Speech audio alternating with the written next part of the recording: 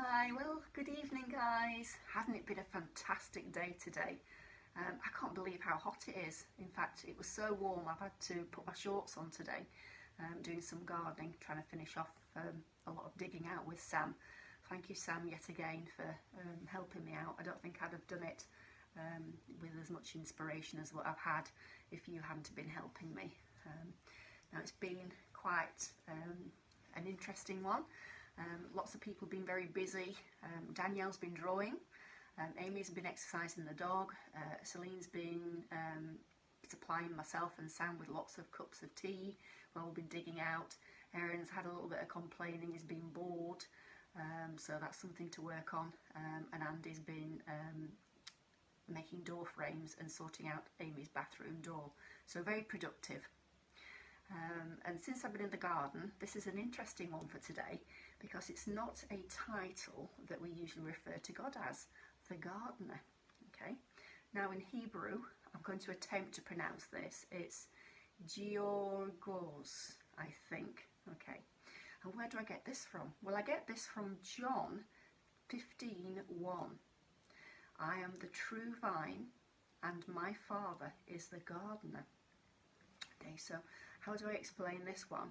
Well, in the beginning, okay, Genesis 1:3, it all began in the Garden of Eden, okay, and then through sin coming into the world, it was all spoilt. That was a perfect garden, and it was perfect in the sense that Adam and Eve lived there with all the animals, and they had a fantastic relationship with God.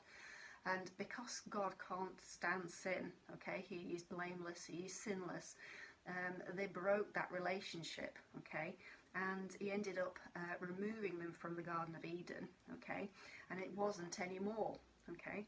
But in the end, okay, as we read in Genesis, if we read in the last 3 chapters of the Bible, in Revelation, okay, there will be a new creation, a new earth, and a new heaven. Okay, so that's something exciting. So it takes this beautiful garden, okay, things won't go horribly wrong, okay, and throughout that time he is planting seeds, he is pruning us, he's developing us, he's growing us, but until the end times, okay, he can't, until Jesus comes again, he can't restore that, but it will be restored in the end, which will be a great thing. I can't wait to see a new heaven and a new earth. Okay, that'd be great. So how can that be an encouragement to us?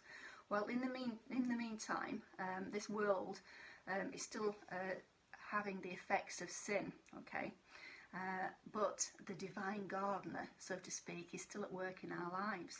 Okay.